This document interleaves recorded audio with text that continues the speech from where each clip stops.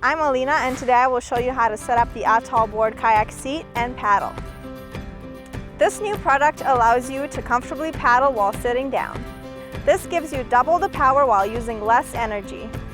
To set up the kayak seat, take the seat and strap the 2 top buckles to the front and the 2 bottom buckles to the back.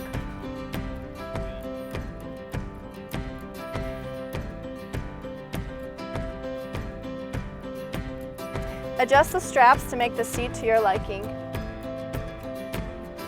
Now we're going to set up the kayak paddle.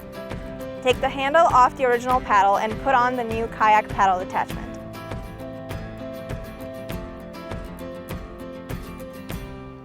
You now have a double-ended paddle perfect for sitting down on the board.